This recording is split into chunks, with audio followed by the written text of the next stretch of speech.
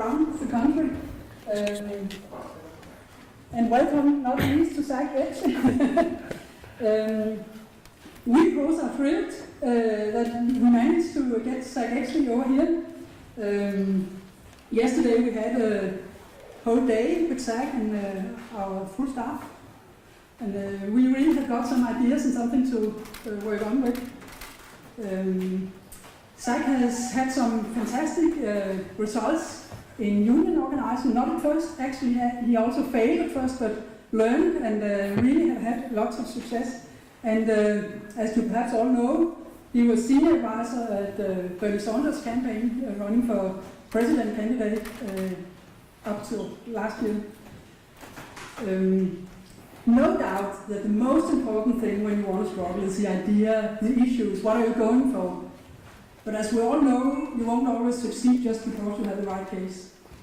And actually, Zack has some really good things about gathering people and make people fight together for what they want to gain. So we are all gathered here to get some inspiration for our further struggles. And welcome to that. And I have some practical things while Zack is talking. There will be no questions because we won't get finished that way. But all you sitting around the country, you can give us an SMS at 2180 as 80 12 56 21 80 12 56. And then you will get on with some of your questions. And here, when Zack is finished, you can have questions. It's not working, you mean? Yes, it works like this. So, okay. That's okay. About engine equipment or something. Okay. Thank you. Thank you. Thank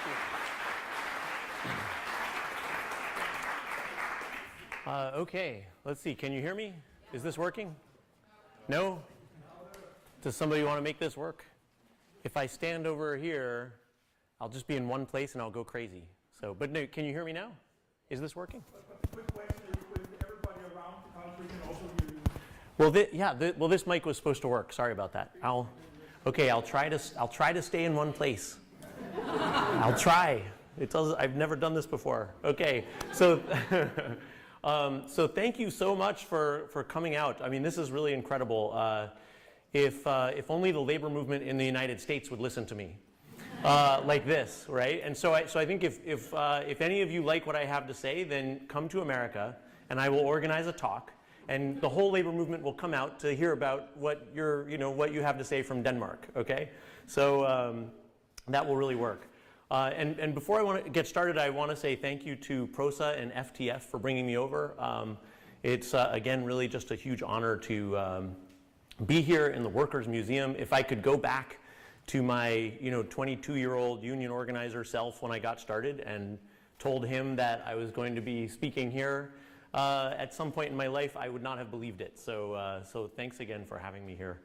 All right, so let's see if this clicker works. Oh no, it's at the wrong place though. Everybody close your eyes. Wait, is there some way we can move it to the first slide? You'll have to close your eyes. Okay. Let's see. Oh, there, that works. Okay. Let's see. Yes. All right. Sorry about that. All right. So I want to start with a little bit of context before I get into the talking about Bernie organizing and the nuts and bolts of the organizing that we did on the Bernie campaign. I want to ask a question. Have any of you, because I'm in a different country, I don't know, it's a different culture, have any of you ever had a conflict with a friend or a partner or a boss? I mean, I've spent a couple weeks in Denmark total. It seems very harmonious, so I'm not sure what the answer is. And I'm sorry if I'm just throwing out stereotypes, but that's really the way it seems when you're a visitor here. So I guess so that's a yes. So which is easier when you get into a conflict? Like when the conflict builds up and it gets bigger and more complicated and it simmers and stews, and then finally something has to give. Tell me which is easier, option A or option B. Option A is you get creative and you sit down and talk, You talk about ways that each of you might change, ways that you could change.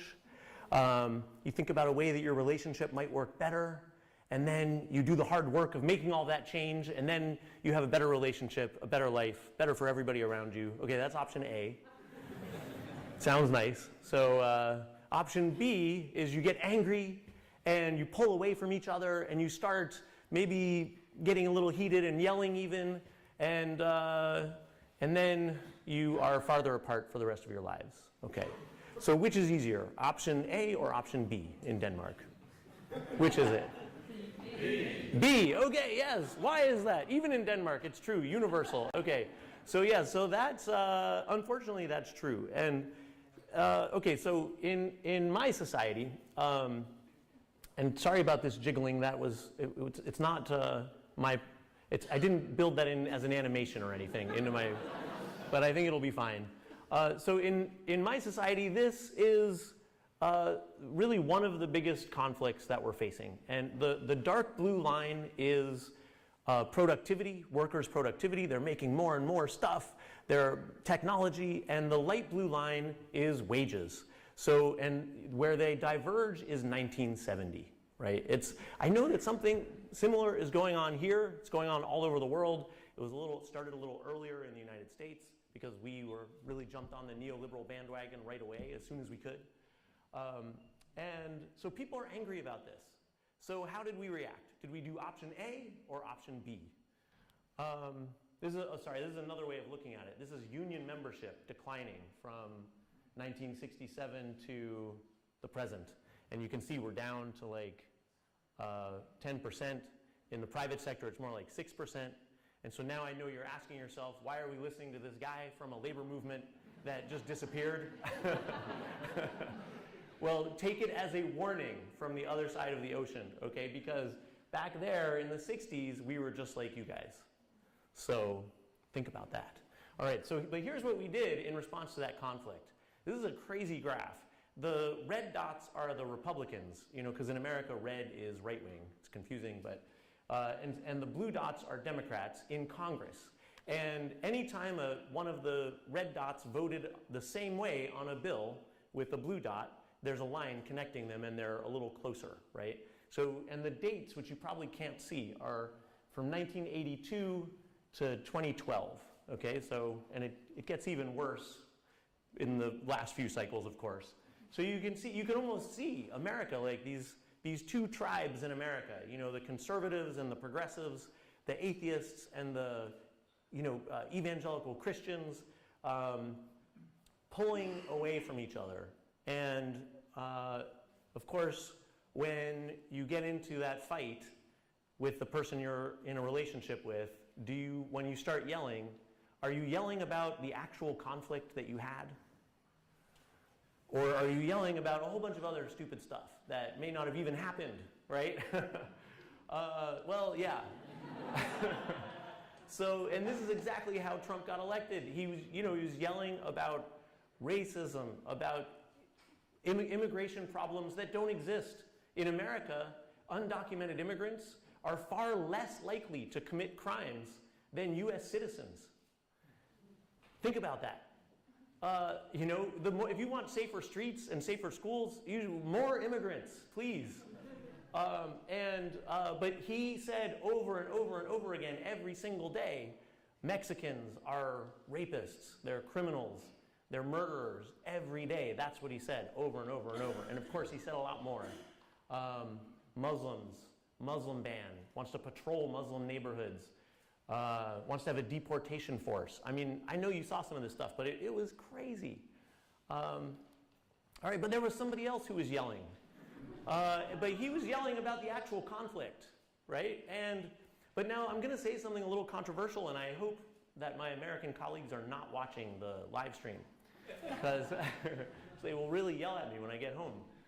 But I think that part of the reason why Bernie didn't get all the way is that he was just yelling about the conflict. And yes, he was actually offering some solutions, like health care for the pretty small minority of people in America who don't have access to health care. It's very important, but most people wasn't the biggest issue in their life.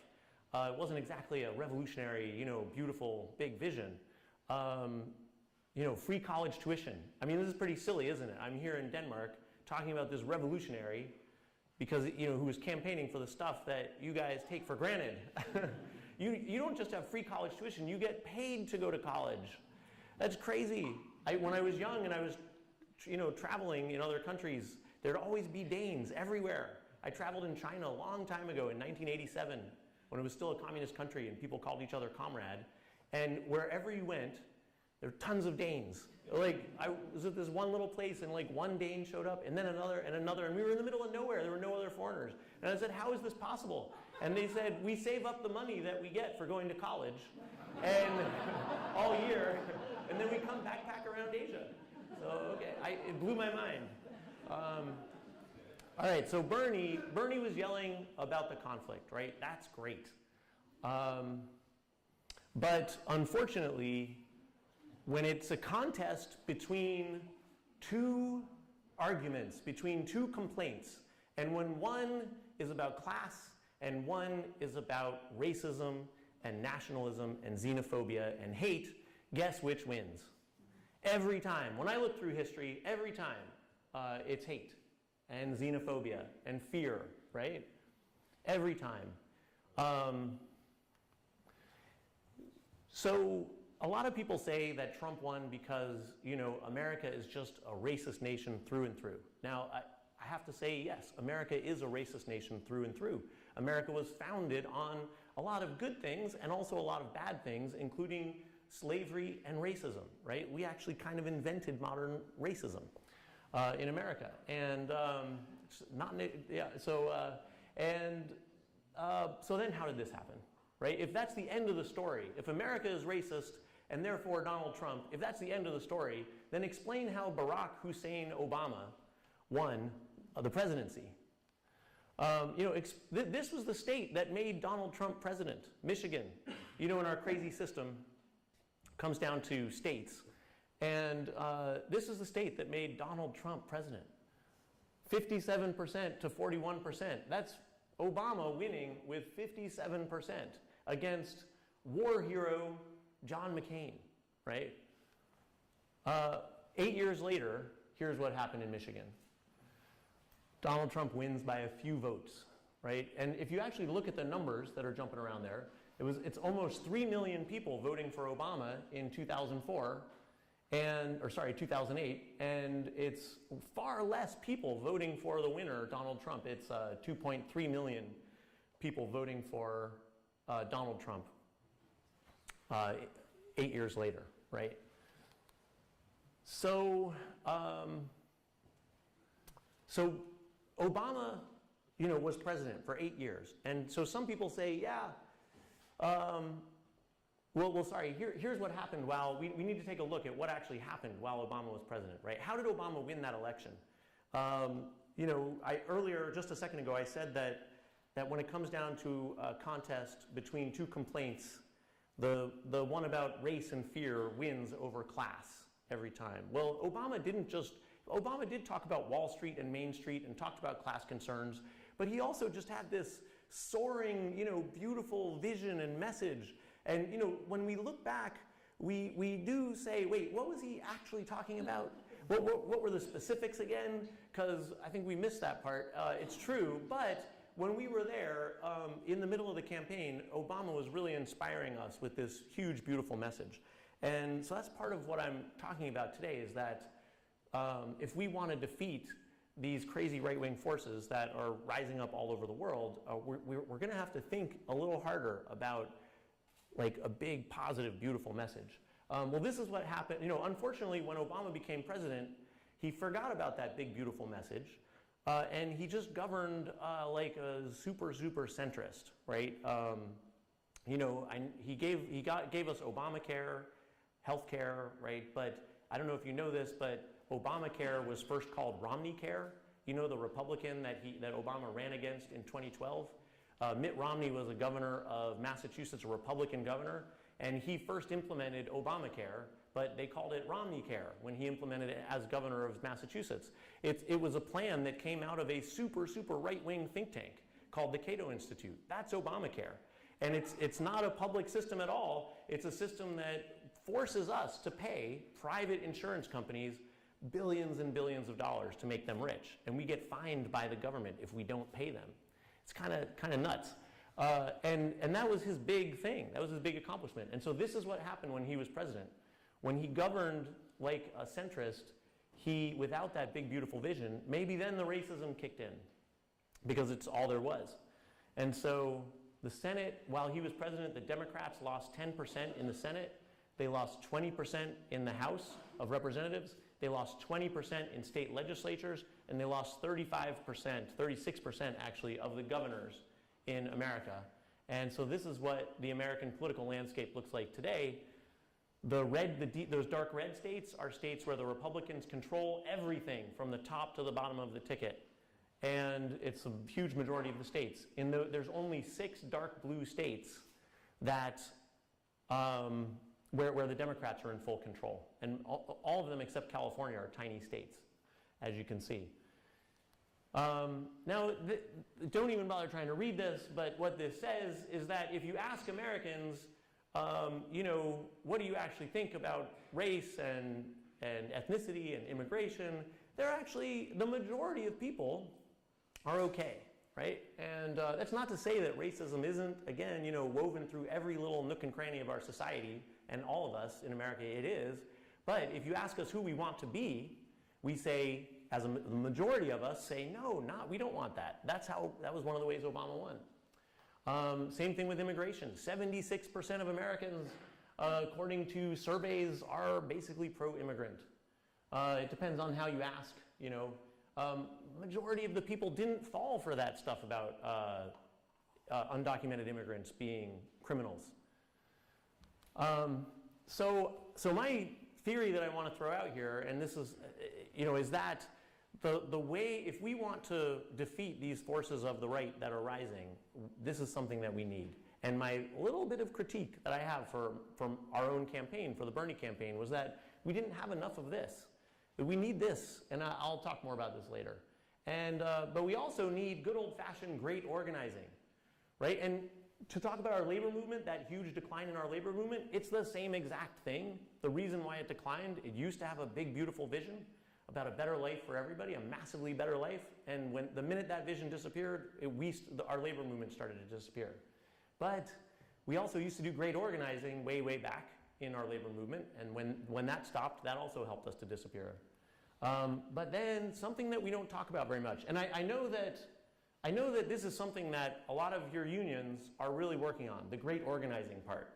And this, I can't stress how important I think this is for unions, for political campaigns, for civil society organizations, the relational, the one-to-one, the learning how to do team stuff. I know that my friend Marshall Gans from Harvard and from the farm workers movement, I know he's getting, he has a lot of fans here, which is amazing, and people are learning his stuff about how to build teams and the public narrative stuff. That's all incredibly important for great organizing, to do great organizing. But this is what I really want to add to the conversation from our experience on the Bernie campaign. Because to tell you the truth, we did pretty bad organizing in my part of the campaign. My colleagues who were on the ground in the traditional field campaigns, they did amazing one-to-one team building organizing. But my program, as you'll see, was kind of messy. But we did have a scalable strategy, and that's what I want to talk about. And so we came up with a term for this. We called it big organizing. If you put all these things together, you get big organizing. And even though I'm saying that I think we would have done better if we had had an even bigger, more beautiful, revolutionary goal, of course, for the voters that we were chasing in the Democratic primary, Bernie's message was pretty big and beautiful and revolutionary. And after all, he did call for a political revolution. And so this is how and we wrote a book about it. My colleague Becky Bond and I wrote a book trying to capture some of the lessons here. All right, so now I'm going to dive into talking about the Bernie campaign. And again, I know, I'm coming from a labor movement that has died and disappeared almost, and I'm coming from a campaign that lost. So again, you might be asking, why are we listening to this guy? But I know you probably have heard this, but Bernie, nobody knew who Bernie was before he was running for president. I mean, people in Vermont, his home state, which is almost the smallest state in America, they knew who he was and they loved him. But he was at 3% in the polls. Nobody even knew his name. And there's all kinds of things, as you know, that are weird about Bernie that made him an unlikely, or made him an unlikely presidential candidate to do well and to succeed. He was older than anybody that had ever run for president before. He never tucked his shirt in. His hair was flying all around. He was Jewish. There's never been a presidential candidate who's Jewish who got very far. And he was a socialist. And in America, being a socialist is worse than being a child molester. And we almost had a child molester just win the Senate. Did you guys see that? Yes, Roy Moore. He was pretty much admitting it. And it's pretty crazy, and he almost won. All right, but this was 18 months before our election. And I know your elections are what, your campaigns are 3 weeks? Yes. Yeah, so ours are about 2 years. Or in Hillary Clinton's case, it's like 12 years.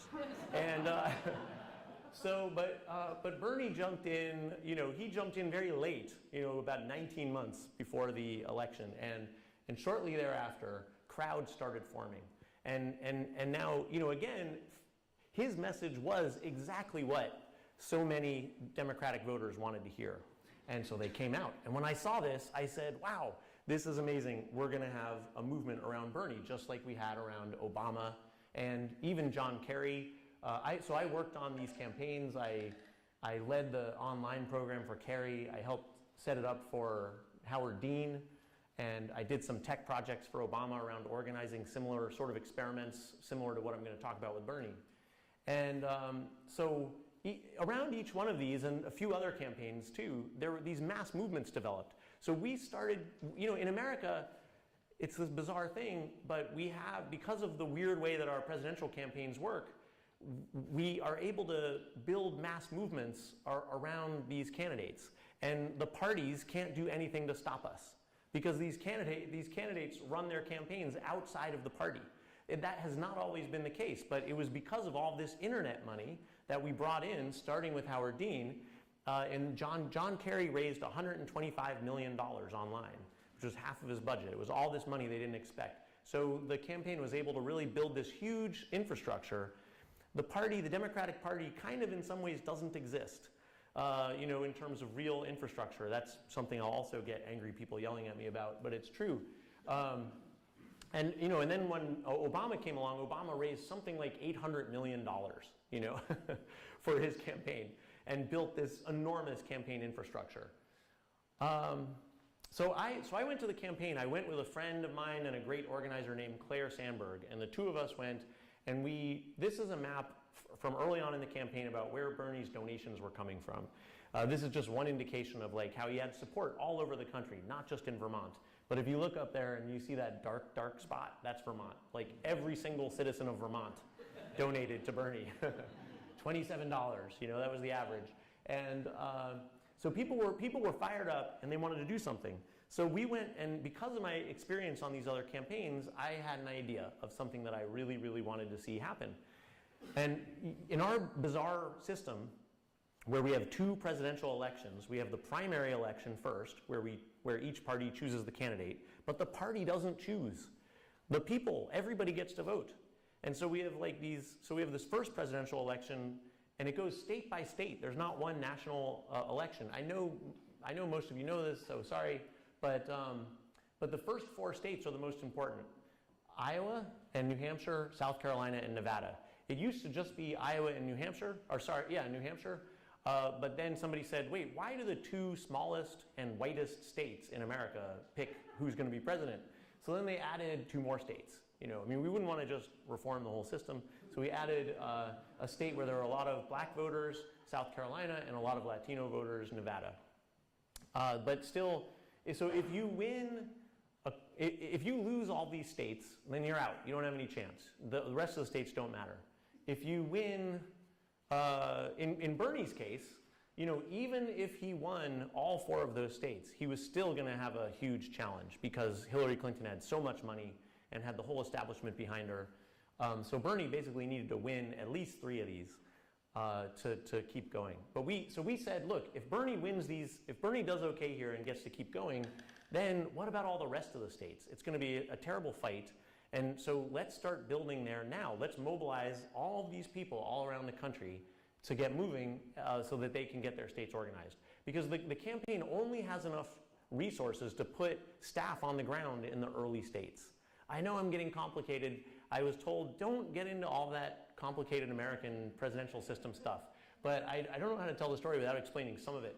So they put staff on the ground in each of those states, and it's like a traditional field organizing program.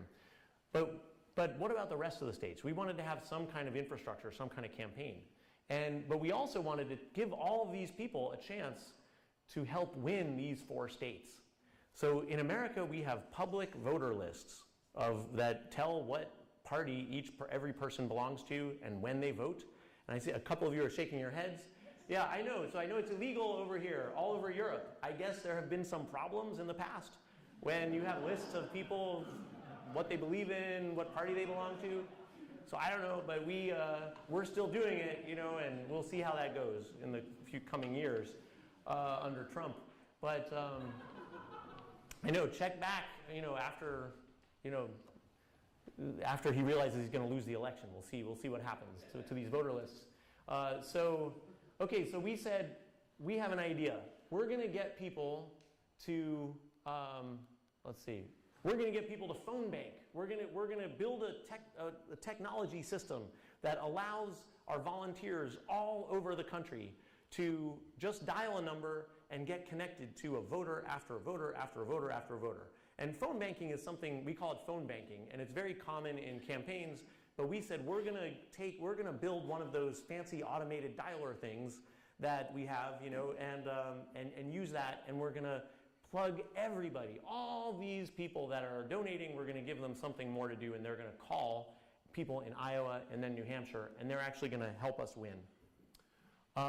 And every time we identify a Bernie supporter in Iowa, we're going to give that name to the people in an actual field office in Iowa, and they're going to go make sure that they come down and vote.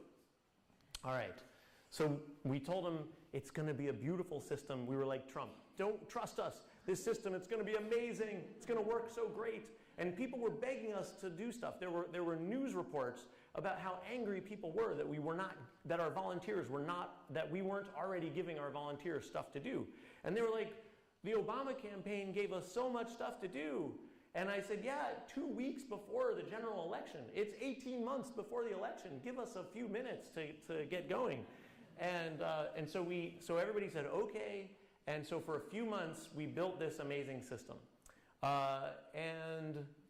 We finally said, okay, everybody, we're ready. During those few months, we said, yeah, just go sign up supporters in your neighborhoods and wait for us. And of course, everybody was doing stuff on social media. And so when we said, we're ready, we're going to get you guys phone banking, our supporters started making their own how-to guides and, making memes to, you have to phone bank, and everybody really got into it. Reddit, everybody was going nuts. All right, so now we had several million people on our email list. So take a guess, like per million people that we emailed, during this whole time, our email list is growing because we had an amazing digital team that was running a great online campaign. So our email list is growing bigger and bigger and bigger. And everybody's begging us every day, we want to start. So finally we emailed them. How many people per million people on our email list do you think clicked on the link that we sent them and made a couple of calls or more? Raise your hand if you think it was more than 1,000. All right. Raise your hand if you think it was more than 100,000. Raise your hand if you think it was more than 1 million. A few. There's some optimists. Okay.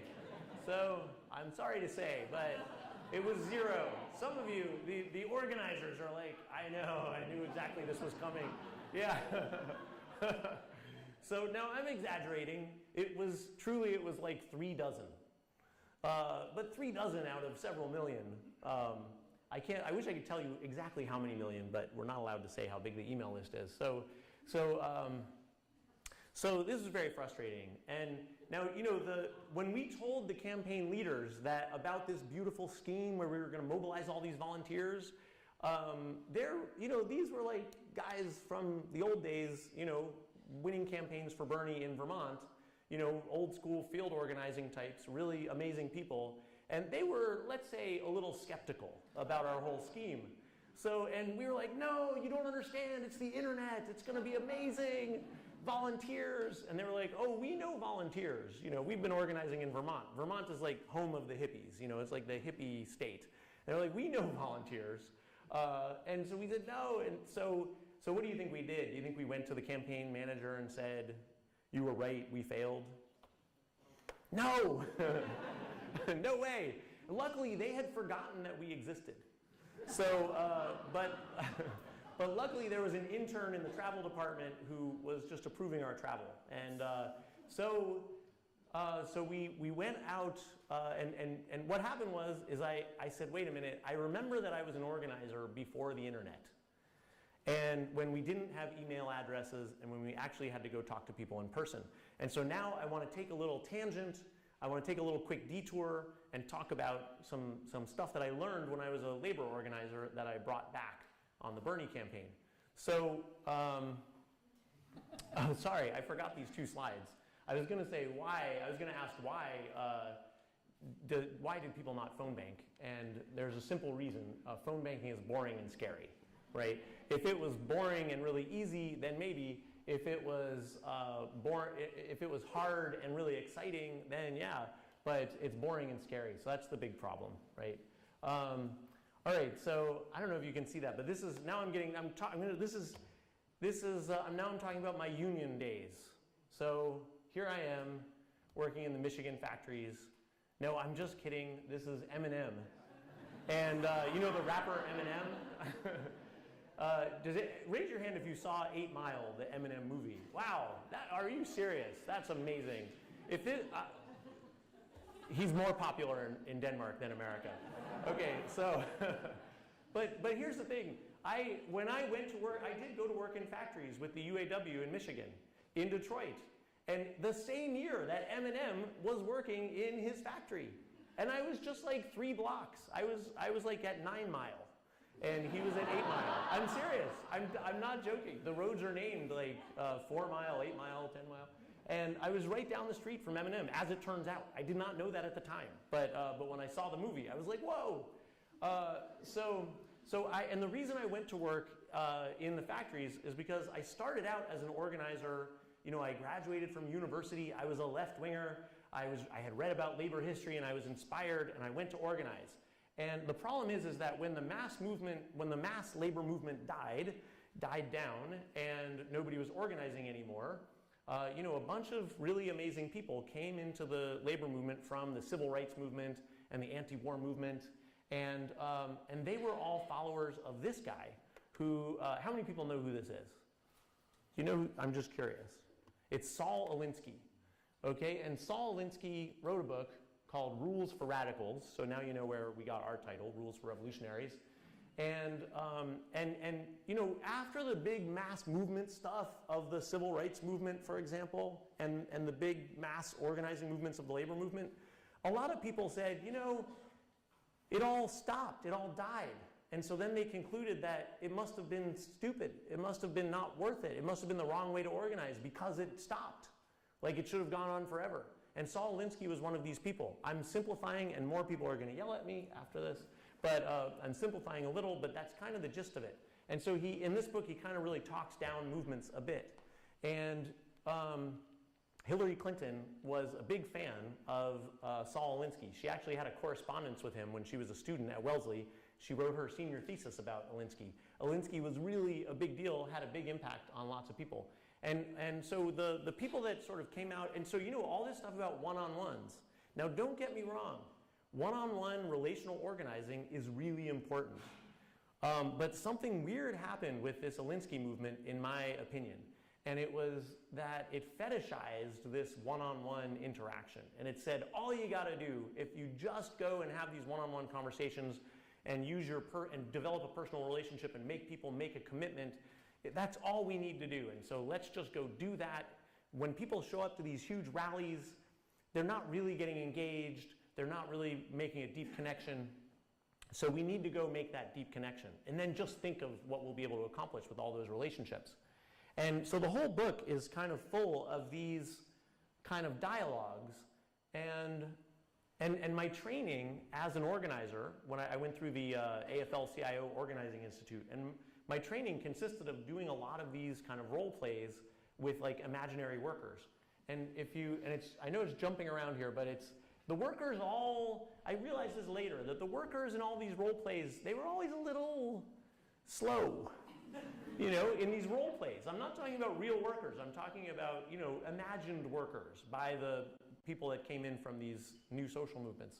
But, you know, so here's Saul Alinsky trying to talk to somebody about their terrible apartment and that they should organize a rent strike. And, you know, so he says, well, what if you all didn't pay your rent? The guy sitting outside there's a guy sitting outside his apartment building, you know, just with nothing to do, you know, hanging around. And he says, well, they'd throw us out. The landlord would throw us out in 10 minutes. The organizer says, what if nobody in that building paid their rent? And the guy outside says, well, they'd start to throw, hey, you know what?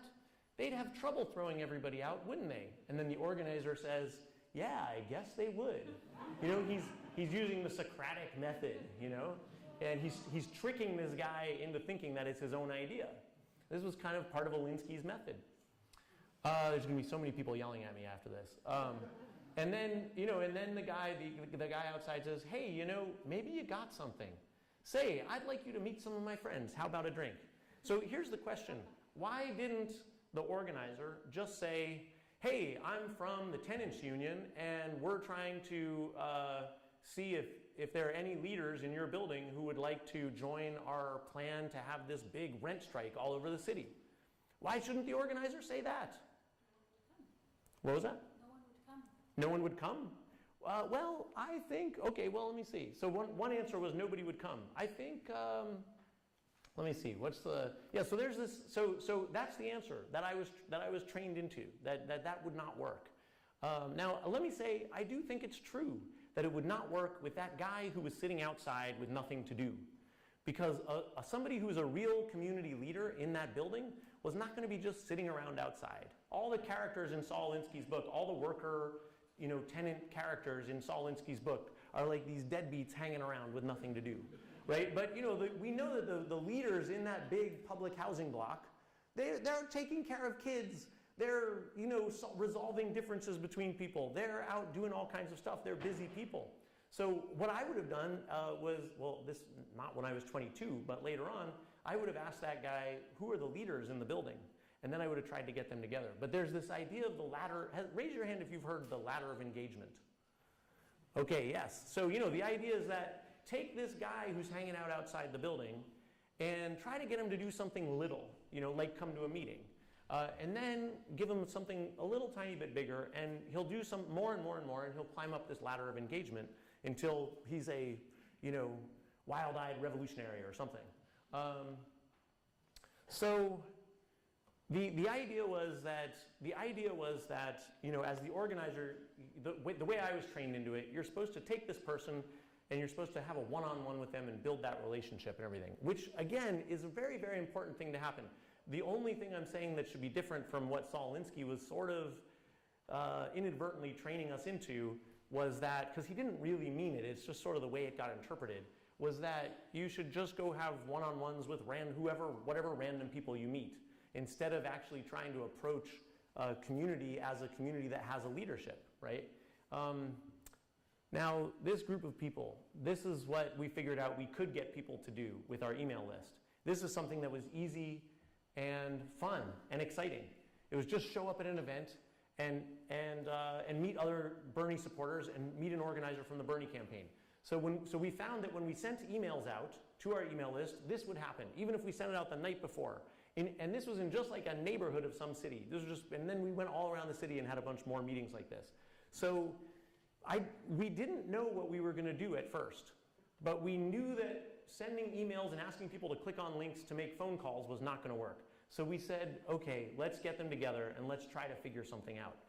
When we told the traditional field organizers that we were going to go do this, they laughed. They laughed at us because they knew that the only way we could get these people to do anything useful was to have a one-on-one with each one of them. You see what I'm saying? And to develop a personal relationship. And then to use that personal relationship to get them to make a commitment. And then one-on-one to follow up and get them to do something bigger. And you know, the team model that got developed with the Obama campaign, you know, and before that actually, with Marshall Gans and a lot of other people, that's a scaled up version of the idea of doing one-on-ones with everybody here. In that model, what I should do is I should find some of the leaders here and do one-on-ones, develop a relationship, make commitments, and get them to make commitments to build a team and lead some of these people. But even that model requires doing one-on-ones. Now look, again, don't get me wrong. How many labor union staff are there in Denmark? Somebody told me it was like 30,000 or 40,000? 20,000. 20,000? Okay. That's a lot of people for Denmark, right? So that you can do a lot of one-on-ones. you can have a lot of coffee with people, and you can get them to, you can develop personal relationships and get them to make commitments, and you can get them to build teams, and that's going to be huge and amazing. So I'm not asking you to give up on any of that. But understand that we had 46 states that were our turf, and we had 2 staff people in the beginning. A few months later, we had 5 staff people total. So if my job was to sit down and have coffee with each one of these people, nothing was going to happen. So we needed to find a scalable model. But I don't want you to think that I'm saying you shouldn't do those one-on-ones. You should, but let's see what you think about how maybe you could scale it using some of these techniques that we developed. So, you know, we had meeting after meeting. And the problem was, let me go back here.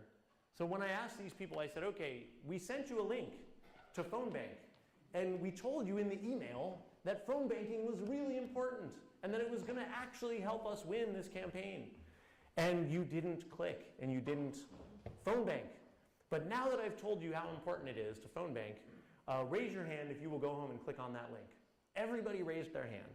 And we said, great. And everybody cheered. And we said, okay, go home. And how many people clicked on the link at home? 0. So we started trying things out. We said, okay, who will volunteer to hold a house party? And then at their home to do phone banking, and then everybody will go to their house, and you'll all make each other do it and encourage each other. Who will hold that house party? About 10% of the hands went up. We said, great, give them a big round of applause. Go home and use our super simple system to enter your event on our website, and then everybody RSVP for their event, sign up for their event. How many people did it? 0. So we gave up. No, we didn't give up. We kept going. We tried things out. Because, you know, there were 2 reasons why we kept trying. One was because we had an unshakable faith in the people and their ability if we would just give them a structure to do this. And the other reason was that the campaign manager was going to give us such shit if we went to him and told him that he was right, and he was just going to laugh and hold it over us, and it was going to be humiliating. So we kept trying. And so here's one thing that we tried. We took these big sheets of paper, and we put them up on the walls, one for each neighborhood of the city. And then we said, okay, so we gave them the big pitch, and we said, great, now go to those sheets of paper and work with the people in your neighborhood and decide who will hold the phone banking parties and work it all out and make a commitment to each other. And then we went over to the sheet at the end of the meeting and we rolled it up and we said, who's going to be responsible for this sheet? And it had all the people's phone numbers on it, you know, and we gave it to that person. We said, you're in charge. You see everybody? Okay, great. Go home and do it. Nobody did it. They still didn't do it. So we still didn't give up. We kept trying. We had more meetings. That says Bernie Sanders meeting. You can't see it too well, but this is a huge meeting in Oklahoma City. I mean, the most beautiful thing about the campaign, you know, these are not meetings where Bernie was showing up. You know, this is just like a no-name staffer, you know. And in Oklahoma City, huge number of people came out. You know, Oklahoma City is really conservative. You know, this is some, we would hold, like, we would go to a city like, you know, Santa Cruz and hold like 3 of these meetings all over town in one day or in a couple of days. Lots of meetings. Okay, so here. So we tried something else. We tried an altar call. I'm just curious, raise your hand if you know what an altar call is. No, nothing. Okay, so it was invented in Europe. It was part of, it's a Christian thing. It's like a revival thing. And so people, I wonder if you just have a different name for it, but so it's when in a church, we have like, half the country is like evangelical Christian. And so you say, okay, who's ready to commit their life to Jesus? Stand up and come down, and people come down and they pray, down here at the altar. So it's an altar call. And people, even if it's the 90th time that you're committing your life for Jesus, you come on down. And the preacher is very disappointed, and if nobody comes down. It's an organizing technique. You're getting people to take a step. And so you can't see it, but because it's jumping around, and we have only bad photos because we were so busy, and there was only one of us staffers at each one of these events usually, so we had a hard time getting photos. But there's a bunch of people lined up front there. So we would say, all right, now who's ready, who wants to hold a phone banking meeting at their home? And people would raise their hands, and we'd say, stand up. And they a little uneasily, they would stand up. And then we'd say, great, now come on down. And they were like, what? And so you see they're holding sheets, but can you see the looks on their faces from where you are? they're like, like I said I was willing to hold a phone banking meeting. I had no intention of holding a phone banking meeting, No, what am I doing up here? This is crazy. And we were like, give these people a big round of applause, yeah, all right, And, but then you see what they're holding? They're holding sign-up sheets. And because what we realized, paper, right? We were trying to do the online organizing thing and putting it into the system. No, we needed to get it on paper because then we could take the paper. And we could, and we were blocking the doors, right? So we were getting the paper, before they left. And so we would take the sheets, and then we would enter their event into the system.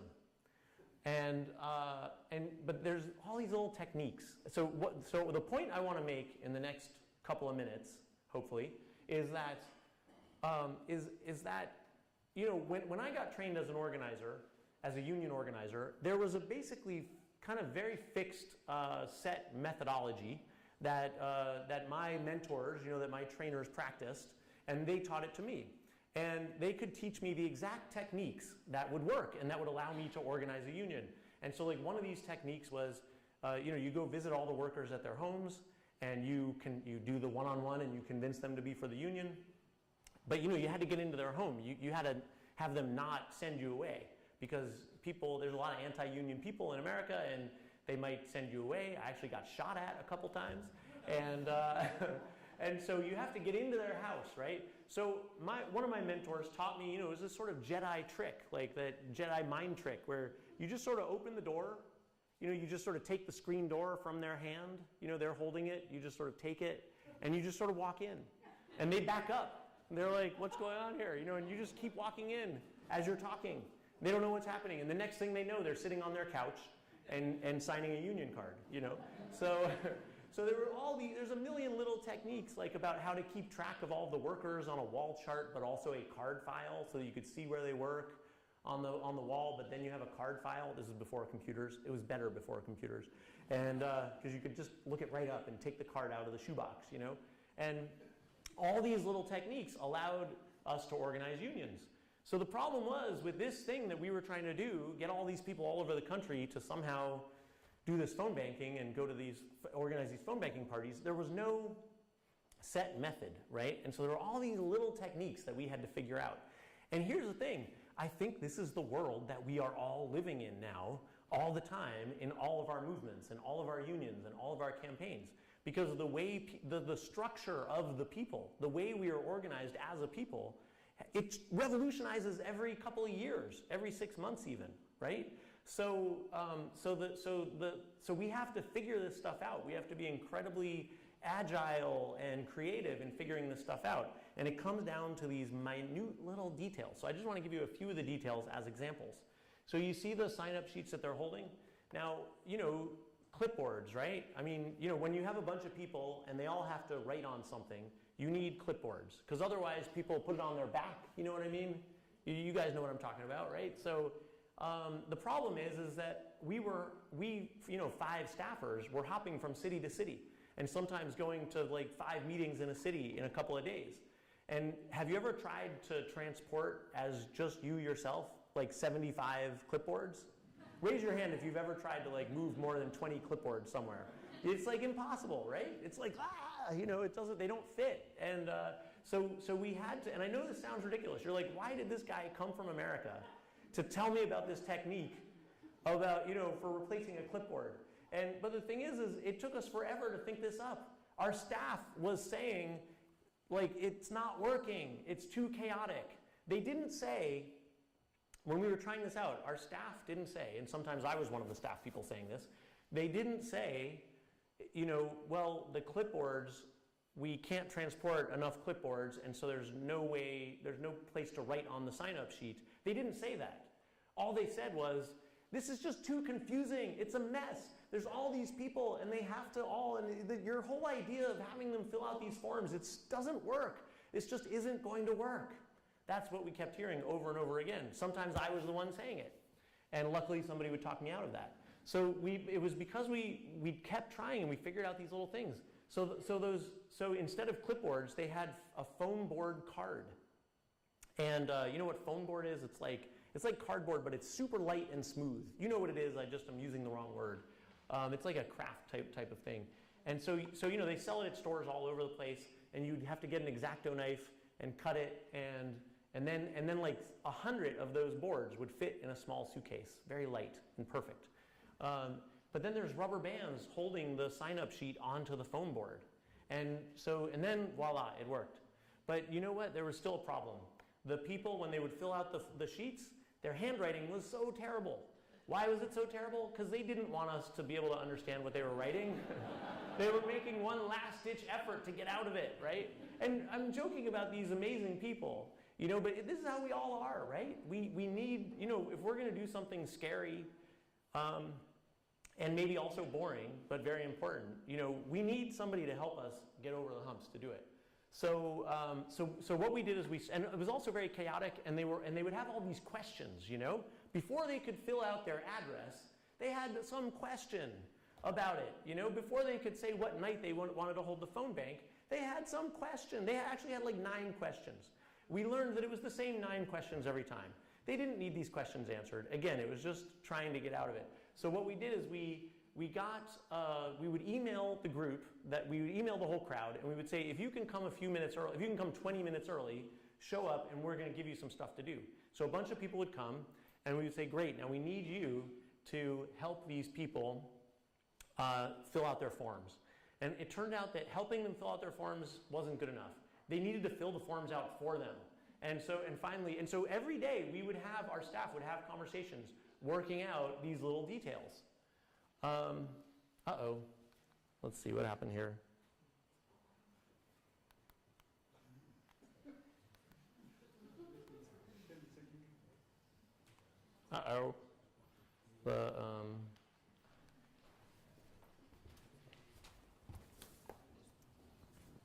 It's stuck.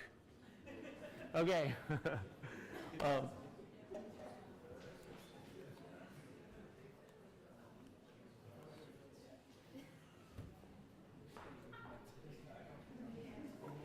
This is an example of one of those details.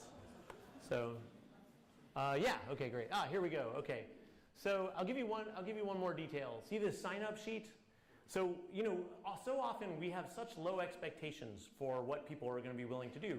We thought, well, it's so hard to get these people to do these phone banks that, we just asked people to do one. It never occurred to us to ask them to do more than one, like to do a weekly phone bank. But then somebody said, I'd like to hold one every week. So we said, wow, okay. So we added a checkbox to the sign-up form, weekly. I want to do it weekly. But then somebody said, I'd love to do it weekly, but I can't do it the week after next because my mother-in-law is coming to town.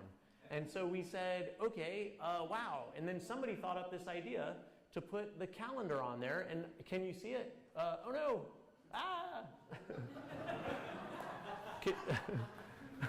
So it's the CIA.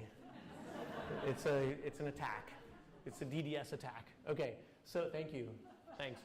So you see what that person did? They chose every Tuesday and they chose 3 Fridays, but not the 27th. So we got literally 10 times as many of these house parties by doing it this way. Well, I guess not 10 times, but we got something like 5 times because a lot of people wanted to do lots of these events. And now, here's the thing. Trying to do this thing at scale, all these little details I just covered, it still would not have worked. It wouldn't have worked at all if we didn't also use the internet to make this scalable. And what we did is because I'll give you an example why. For me to get all this information into our system, I would have to sit there and enter all the information on this form, including the 10 people that signed up down at the bottom of the form. I'd have to enter it all into our system and then hit submit. And of course, it took like 5 different screens to enter this information. And I'd have to wait 10 seconds every time, get the hourglass. And then I'd have to do it all again for the next party. So if I got 75 of these sheets in one day, sometimes we did 3 events in a day. And so then I'd have to, there was no way I could do the data entry.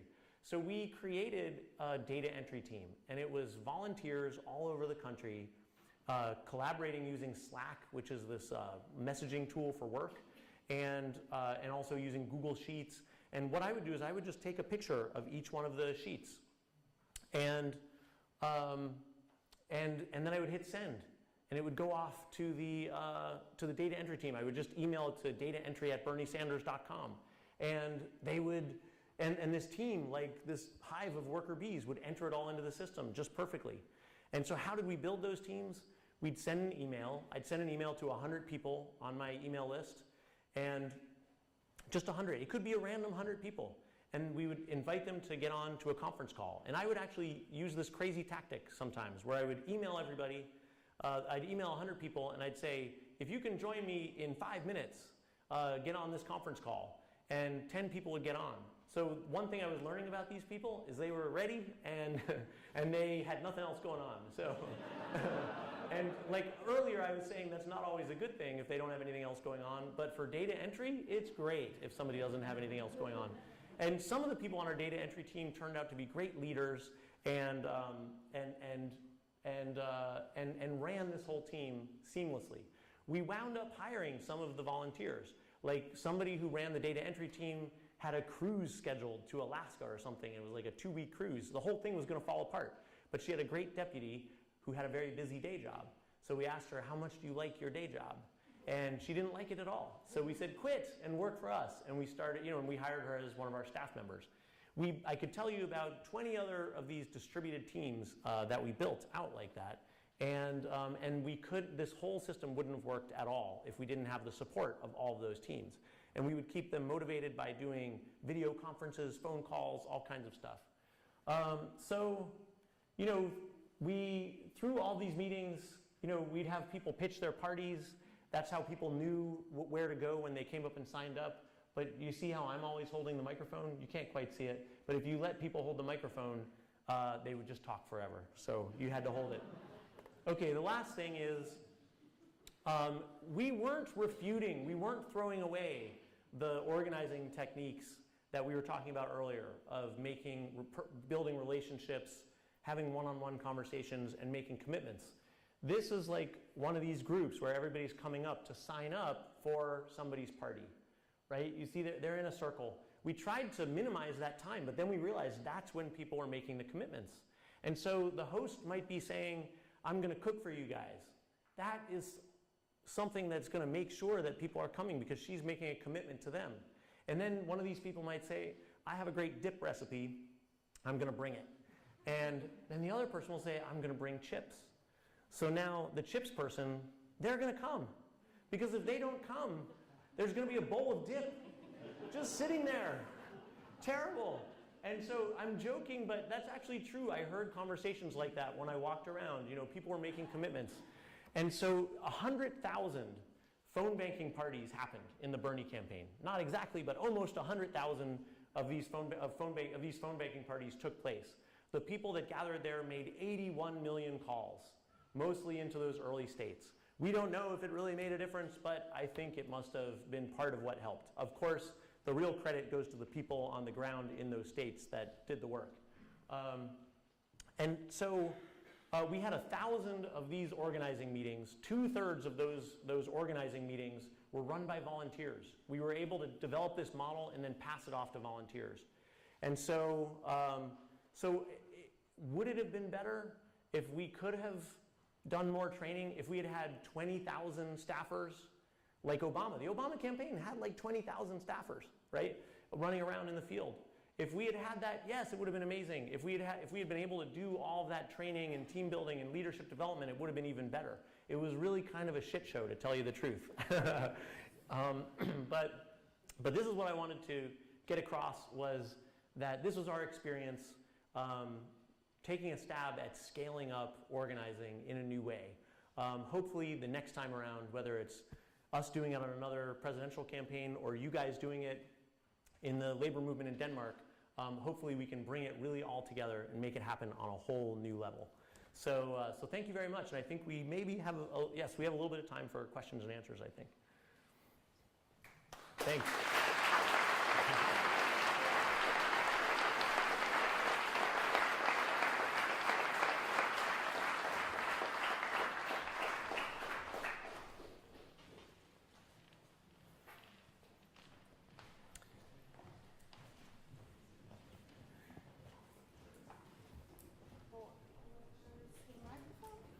Oh, I was wondering that.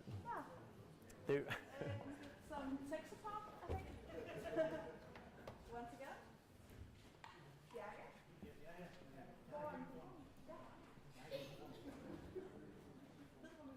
We're waiting for the microphone, everybody. Sorry about that. I could tell you 12 more little details that we figured out. No.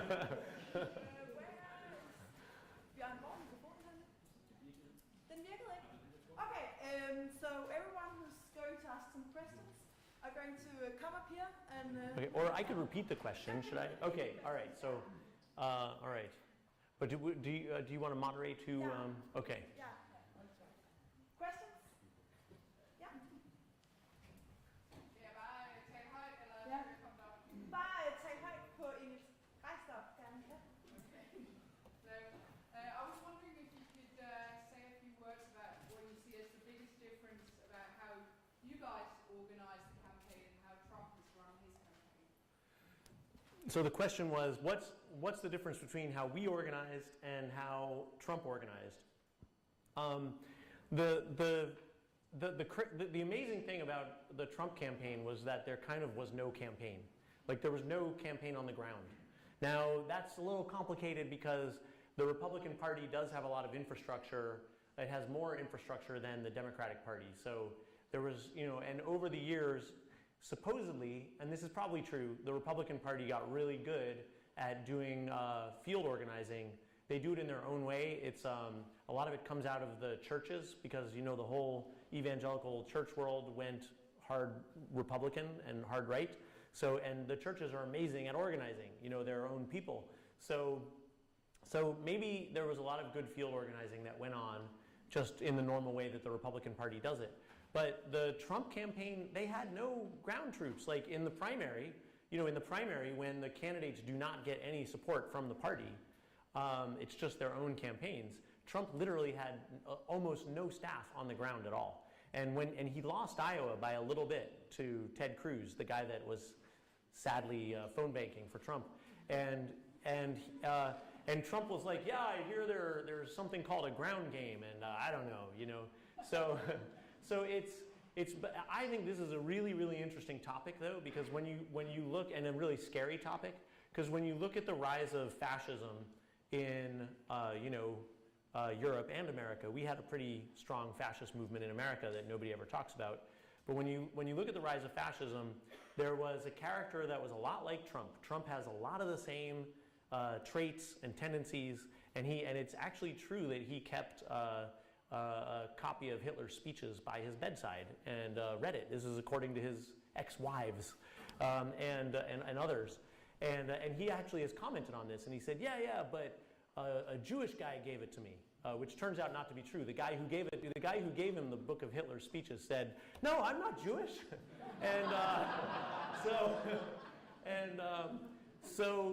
but the thing is in the rise of fascism in Europe, these fascist leader characters had big parties, and the parties were a new kind of party, and they used stadiums and helicopters and planes and and radio and megaphones. It was all new technology. They were like the cutting edge internet technology organizers of their day. So Trump did all of that, same kind of character, built up the same kind of movement, and did it without any party organization. So I don't know if there are any Hannah Arendt fans. Are there any? Raise your hand if you're a fan of Hannah Arendt. So yeah, I'm probably just saying it wrong. I'm sure there's more fans of, I'm saying it terribly wrong, right? So there's got to be more fans of Hannah Arendt than, yes, some hands are going up, than of Eminem in this gathering. But she wrote about how there was this rise of this truly mass movement that was like disorganized. The masses were not necessarily, party members first and foremost. They were just, they were rootless. They were disconnected from everything, and then they got connected into these awful parties. So Trump has created a new model where you don't need the party organization. Everybody just comes out to stadiums, and everybody just puts Trump stickers on their cars and starts attacking people of color, as happened. After Trump got elected, we had this huge wave of violence against immigrants and people of color and women also. So I think so I know that's a long answer to your question, but he didn't have a campaign, but he's inventing a whole new kind of campaign, and that's terrifying. Yeah, in the middle down here. Yeah.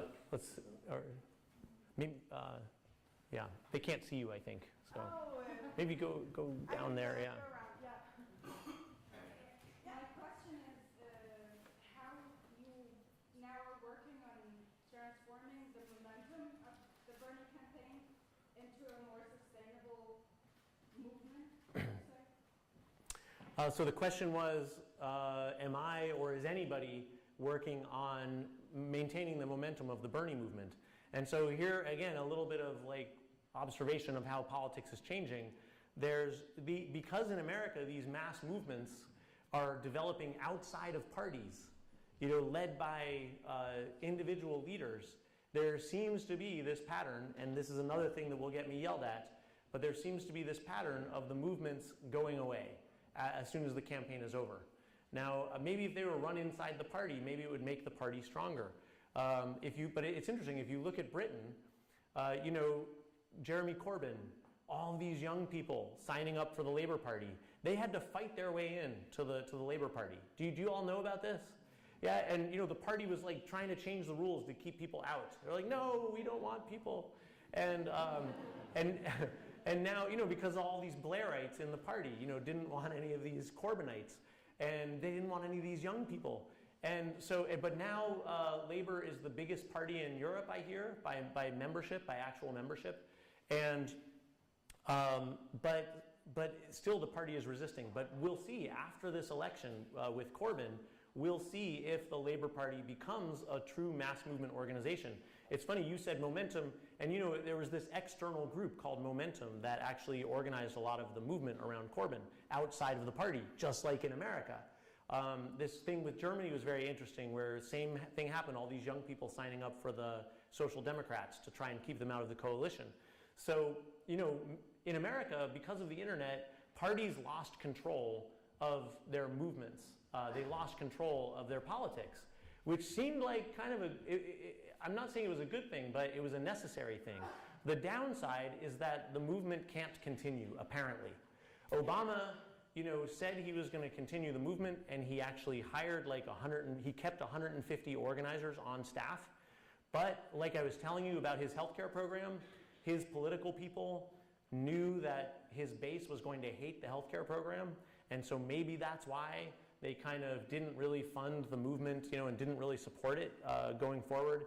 And so don't get me wrong, a lot of people did a lot of good work with Organizing for America. A lot of them are good friends of mine.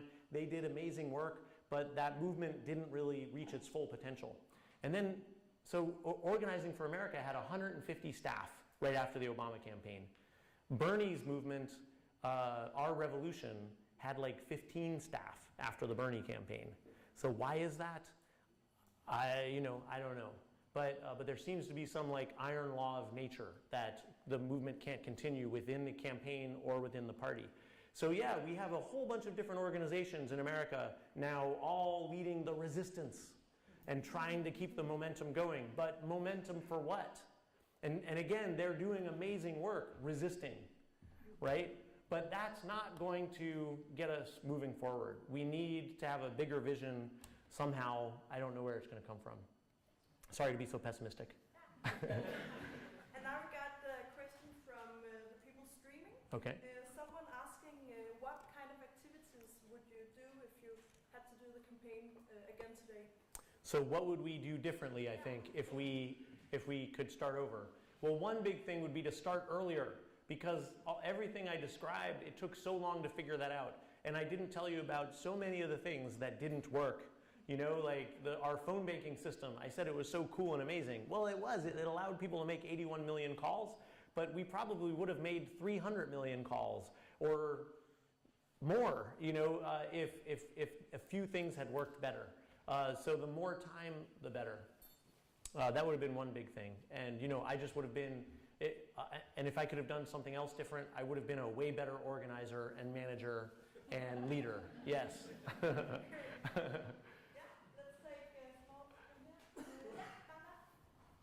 I'm very interested about the unions. Why did the unions, do you have any ideas why the unions went down that much in America?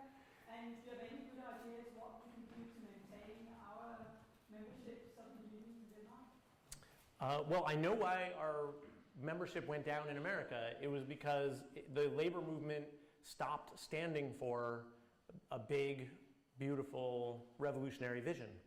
And it used to. It's, you know, when the labor movement was organizing millions and millions of workers and taking over buildings, and I actually have like, I guess I talked too slow, so I had some, by the way, did you know that the labor movement and the civil rights movement in America was partly we have Denmark partly to thanks for it? That this is Miles Horton, who came to Denmark in the 20s. And he was inspired by the folk high schools. And so he went back and he founded the Highlander Folk High School in Tennessee. And that's Rosa Parks being trained at to be part of that whole movement. So that was inspired by this leader who came here in the 20s to Denmark. But what I was going to get to was the sit down. So this is when workers in America were taking over their factories.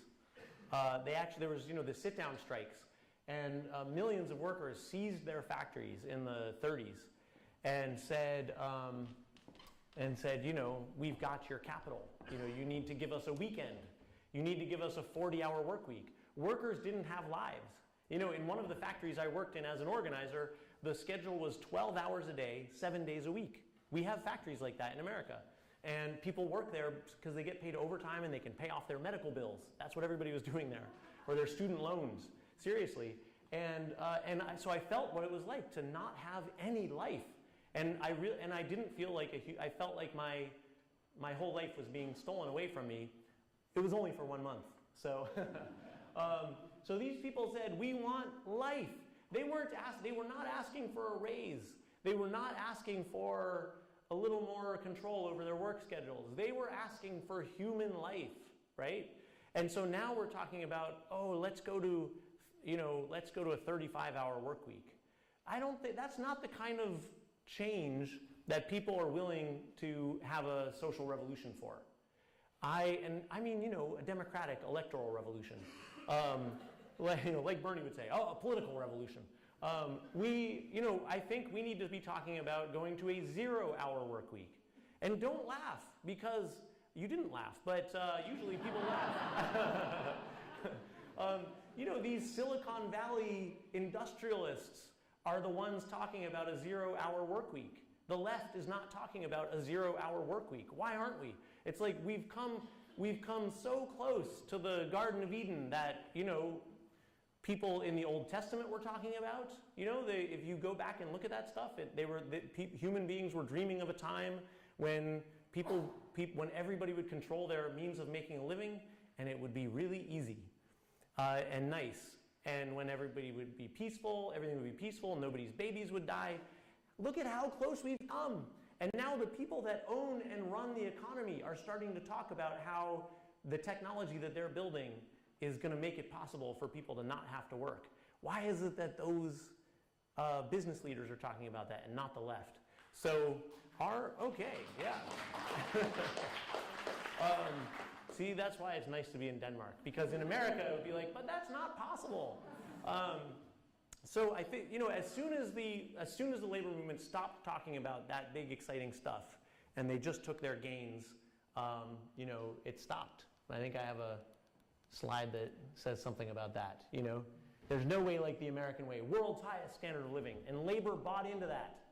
And sometimes when I hang out in Denmark, it sounds like maybe some people here have bought into this too, right? And I don't care if you've got the coolest job that you bike to on your hip bike, on your bike lane that's so convenient, and you sit down at your organic wood cubicle, you know, in your beautifully Scandinavian designed office. I don't care. You shouldn't be doing that 40 hours a week. You know, what are we doing? And you're the lucky ones, right? Still, a majority of the people in Denmark are going to jobs that they really don't like. So, and their kids are going to go to the same jobs, if not worse jobs, right? That didn't used to be what people, that's not what your parents thought, right? Your parents were sure that you were going to live wildly better lives than they lived, right? That's what my parents thought. That's what my grandparents thought. It's not true anymore. And so how dare we, you know, who have made it into the upper middle class, speaking for myself anyways, the professional university educated class, how dare we think that everybody is going to be okay with this?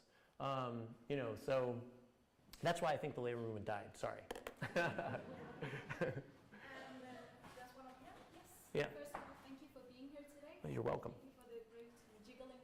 Yes. My question is, when you recruited your volunteers, did you do anything specific to make sure it was a diverse group, so everyone was kind of represented? So the question was, did we do anything when we recruited the volunteers to make sure that we had a diverse group so that everybody was represented? So, so the answer is kind of unfortunately no. Because, and it's true, a critique of the, now we would have liked to, but we could not find a way to do that because you know, we were sending out emails and telling people to come to public meetings.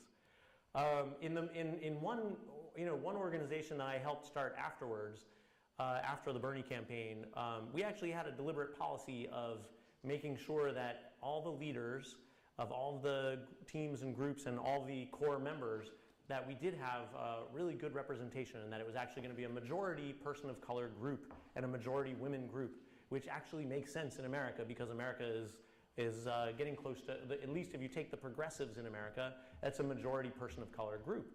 So, so it's incredibly important, but we weren't able to do that in this movement. And there is something about this internet organizing that reinforces the kind of racist patterns in America and exclusionary patterns in America. Because people of color, there were a lot of people of color who came to our organizing meetings and who came to these phone banks. But people of color were far underrepresented. And you know, there's a thing in America, I don't know if I'm just going to speak for America, where, you know, a lot of people of color, they know that that's going to be a mostly white meeting. And they don't want to go there and deal with all the bullshit that they have to deal with in a majority white meeting, right? And so they're going to go to a person of color group where they feel included often. So that's a big challenge for this kind of organizing. And I think that the only way it would work, again, is like I just said, is if you start with a totally representative group to start with and then build from there. Yeah, and we got one from Åbent asking, how are you and the Justice Democrats organizing for the midterms? So Justice Democrats is So sorry, the question was, how am I and how is Justice Democrats organizing for the midterm elections that are coming up in 2018? And so the project I was just talking about was called Brand New Congress. It's still going, but we also kind of rebranded and relaunched as Justice Democrats when Trump won. Brand New Congress was this sort of post-partisan idea, kind of complicated to explain. It didn't make as much sense after this Republican, quasi-fascist revolution. So we just said, okay, we're the Democrats. We're working for to elect Democrats. And it's kind of like the Tea Party of the left. It's kind of a insurgent campaign within the Democratic Party. We have such a weird system that's why we have to do it that way. And so there are 50 Justice Democrat candidates running. There are 469 members of the Congress, including the Senate, that are up for re-election. And so we have a block of 50 candidates that are running together. We wanted it to be 400. We got to 50. And I think this is a new way of approaching politics and party politics in America. So the question was, how is it going? I don't know. Ask me in the midterms. Ask me after the midterms.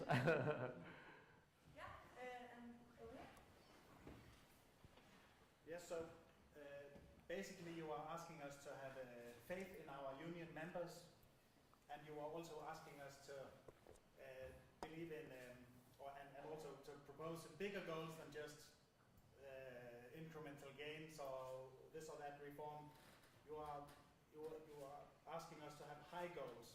So do you have any examples outside the presidential campaign, for example in the union movement in the US, where people are implementing these kinds of ideas, trusting in the members? Do you see any labor initiatives that are in the labor movement? Yes. Yeah, well, there is amazing organizing. So sorry, I should repeat the question. The question is that I'm asking us all in the labor movement around the world to trust in our union members and to allow them to do more than we ordinarily, or to do as much as they can. And are there any inspiring examples in the U.S. labor movement?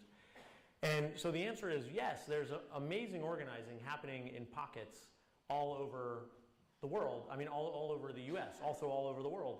But there's amazing organizing happening all over the United States. But I think that, and I'm going to repeat myself a little bit, I guess, so I'll try to not do that too much. But I think though that as an organizer, right, when I was a labor organizer, we organized eventually in a new way. I worked with some colleagues, and we did something that in spirit was a bit like what I just described with Bernie. Instead of doing one-on-ones with all the workers, we would find the leaders. This was the kind of organizing I did after I had worked in the factories. And so we would find the leaders, and we would get them together, and we would basically give them a strategy. We would collaborate with them and give them a strategy that made sense, because we knew about labor law, they didn't. We knew what their employer was going to do. We have terrible anti-union campaigns in America, and we have to fight shop by shop. I know that, again, this sounds crazy. And so we would give them this information, but we would really just leave it up to them to organize. And what we found was we left that model behind, that extremely orthodox one-by-one model. We left that behind, and we built strong teams. So a bit like the Marshall Gans model. And then we built a strong organizing committee, and then let the organizing committee go. Now I know a lot of you are saying, that's what I do. Okay, well, great. It took me several years to learn it, But once we did that, it was amazing.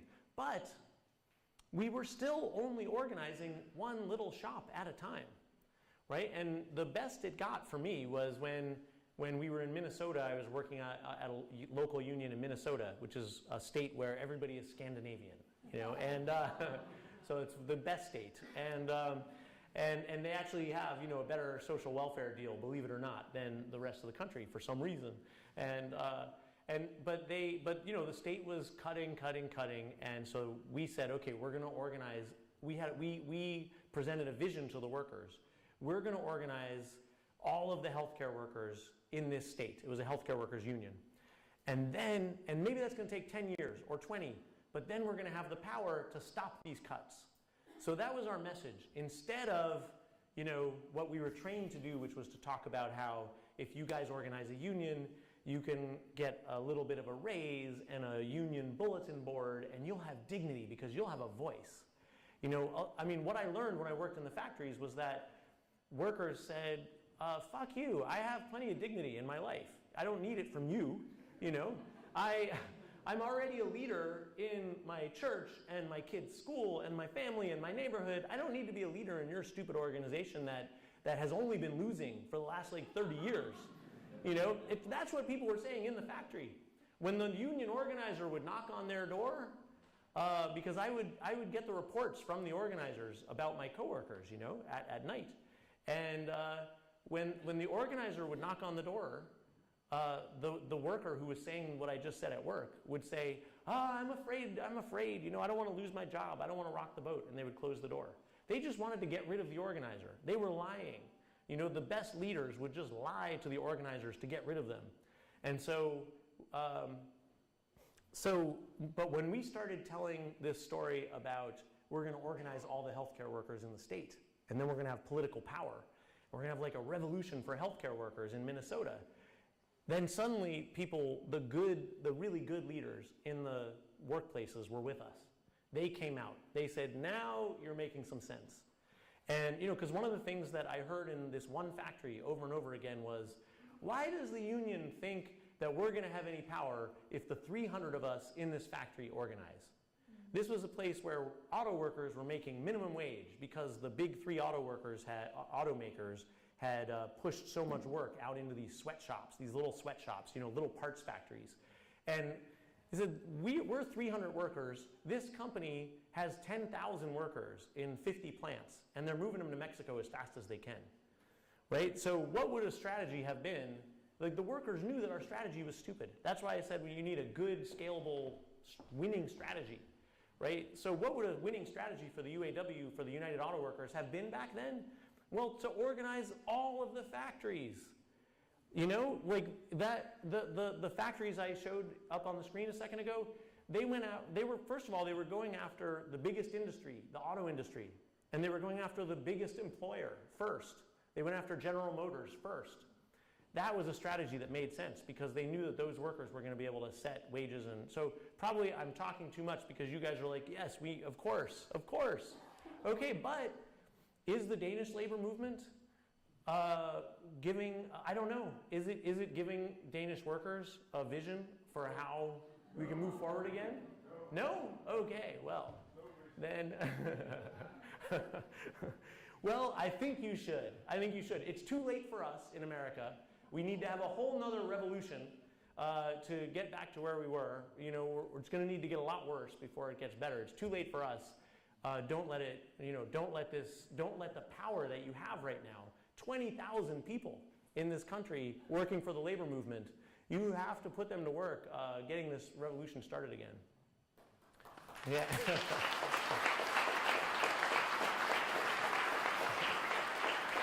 I humbly suggest. Well, it's just, I'm getting a bit nervous from what you're saying because you're kind of calling Trump fascist. I understand why you do it, and I understand why you're kind of harsh against the people who voted for Trump. But in my opinion, if you're going to get a revolution, if you're going to win again, if the Democrats are going to get a new president, you've got to convince those guys who voted for the Republicans that they're okay and that you want to do something good for them as well. And I just want to know how you want to do that. My advice is you can't call them fascists. You need to find something that you have in common and include them in your dream. Yeah, okay, so the question was, should I really be calling, if I want to win a majority, if I want to be part of a winning majority in America, should I really be calling the other side fascists like I was calling Trump? And you were saying that we should figure out a way to reach the people on the other side. So this is a complicated question, and right now in America we're having this discussion around that question, and it's getting really messy and confusing, and everybody's yelling at each other. Usually because we're just really misunderstanding each other.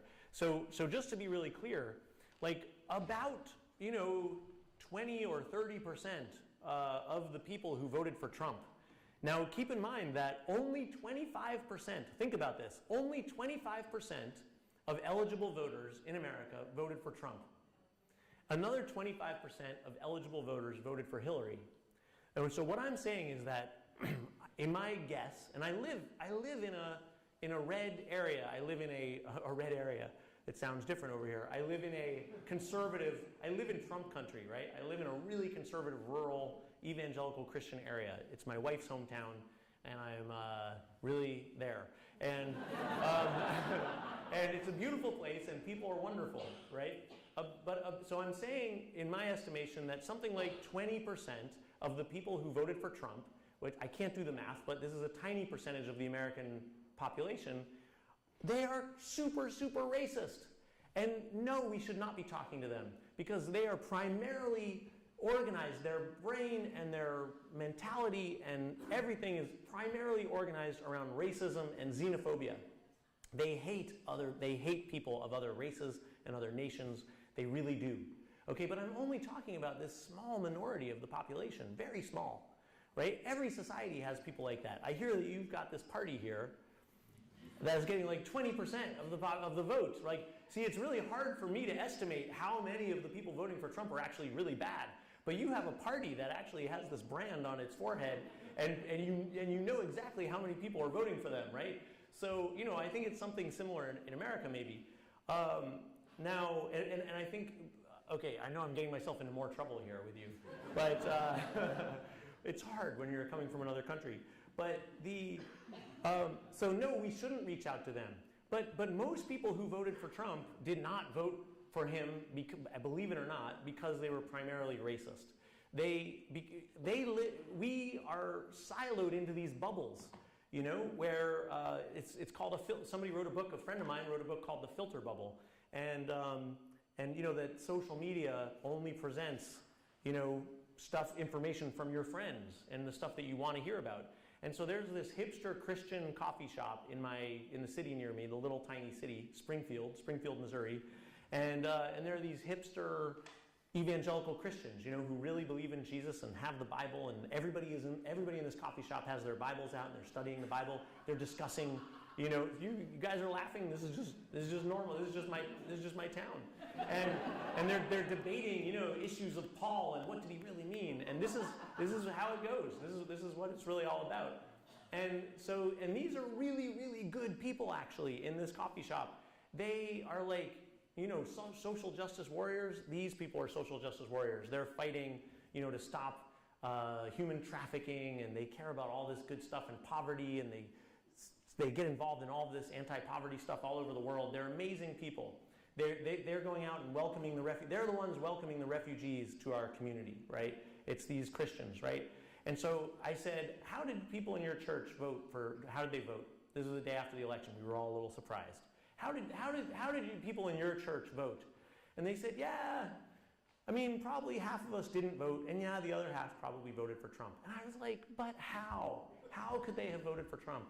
And he said, well, you know, I mean, Hillary, Trump, and I started talking about some of the things that Trump had said. I said, how could you guys have voted for Trump when he said this? And I said, what about those tapes where he was bragging about assaulting women? And they said, what are you talking about? What tapes?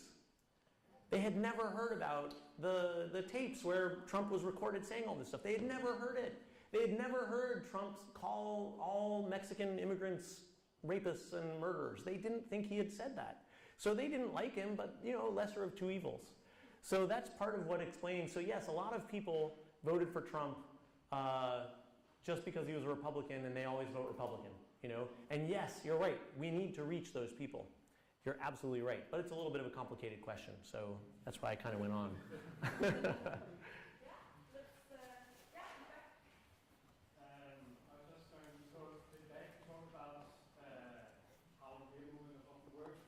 Oh wait, sorry, can you speak up a little bit? Yeah, I'll try to speak up. Going a bit back to talk about the paradise of having no 0 hour, and how that we liberated. That's true that there's been an agenda on the new movement to have lower the amount of labor. But I'm just thinking for a lot of people in the world, that is always a reality. So they cannot straightly get by because they're part of what past animal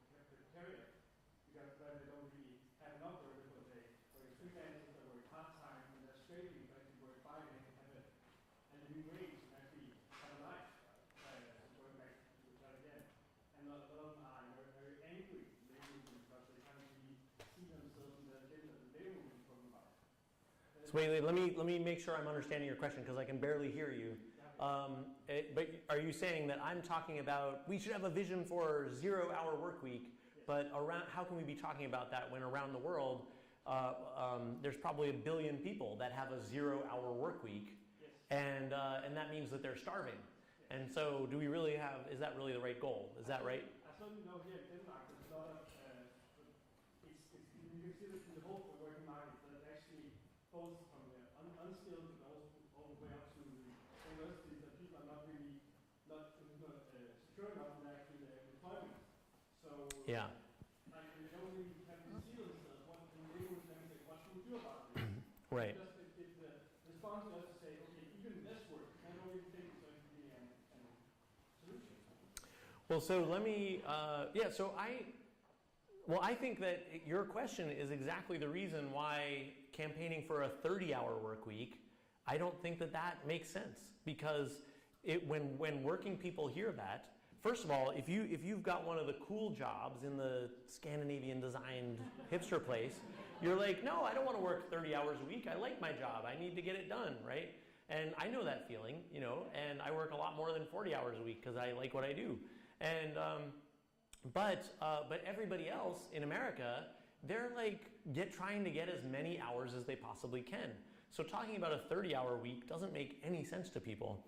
And you know, back when we had a campaign for the 8-hour day, it was a global movement, right? It was, I mean, this was, you know, the internet is not what made mass movements possible, because that was a mass movement back, you know, in the 1890s that dwarfed everything that anything that we see today.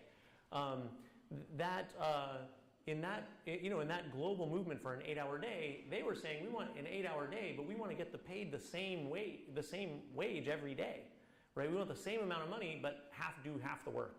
And so the reason I say 0-hour work week is, like, in America and maybe in Denmark, I think that that's the kind of thing, like, we should at least be talking about how we need to have a radical transformation of the economy. Like, in America, workers are really aware that automation is going to take away their job. In Walmart, you know, where everybody shops in America, there's like 57 aisles, you know, it's like this vast, you know, space, and there's all these aisles where you check out. And every year, more and more of the aisles are automated, you know, no workers. And people talk about that. I do these focus group discussions with working class people where I live, and they talk about that. And so they know that Uber, you know, they've all gone to work for Uber, and they know that their job is disappearing from Uber. Truck drivers is the #1 job in America. It's the most common job. There's like 5 million truck drivers. All those jobs are going to be eliminated in the next some number of not very many years, right? So people are talking about this, and so if we say, oh, we're going to slow down the automation, that doesn't make any sense to people either. So I think we need a big vision about how we transform the whole economy. And yes, is the left anywhere near being able to articulate that vision? No, but I think we should be. I think we need to get there, and I think it should be a global conversation too. You know, you know, the kind of capital and the standard of living, and you know anyways, you know what I'm saying. We need a massive transformation of the economy all over the world. We're miles away from being able to talk about that, but we have to start working on that. Let's do one last question. One last question. Yeah. Hi. You talked about the media and how we kind of stay in our own bubble and we cannot listen to what others say, right? How do you still think that we can imitate on social media? Because if we cannot reach those that don't think like us, and it doesn't even make sense that we keep sharing things. And, yeah. Right. So the question is that the media has changed. Social media and because of the filter bubble that I was talking about, it's hard to reach people that don't already agree with you, right? So how do we organize using social media, or how do we organize in this new media world where it's hard to reach the other side? Is that right? Yeah. How would you do it? How would we do it? But first I want to say that if we just organize the people that do think like us, we'll be fine. If we give them a reason to come out and vote, we'll be fine. You know, like those numbers I showed early in the presentation about how 75% of Americans, if you ask them, are basically pro-immigrant. If we could just get them to vote, you know, 25% of eligible voters voted for Hillary Clinton. So how do you get people to turn out? So I know I'm a little bit dodging your question, but how do we get people to come out? You know, how do we use social media to inspire people to vote? We need to have a big, really beautiful, exciting, inspiring vision. And then we need to, you know, organize and get the details right and do the one-on-one. And there was actually this thing called face banking. So, you know, we did phone banking, and then Bernie supporters actually started doing, volunteers on their own started organizing face banking using Facebook. And they used some crazy elaborate system where they would, you know, it's kind of like, you know how on Facebook you get these spam people that don't really exist reaching you sometimes and inviting you to stuff? And so they were doing that, but they weren't spam and fake. They were real Bernie supporters, and they were figuring out just how to reach all their friends of friends and all that. And they, you know, and they were sending them when to vote and where to vote, sending them their polling location. It was amazing. So I think, you know, it's going to be really hard to reach people that totally disagree with us on social media. I think that's just the reality. I don't know if that will ever change. But again, like, let's not get hung up on that. You know, the people of Denmark on the whole are amazing, wonderful people. The people of America are amazing, wonderful people. All we have to do is give them a reason to come out and just do this one little thing. Just, you know, I don't know how you do it in Denmark, but we pull these little levers. It's actually a little confusing sometimes. That's part of the problem. But we pull a little lever and we vote. We just need people to show up and vote. But they're not going to do it unless we give them something to vote for. So I think that's, you know, I think that's the answer to your question. So let's do that.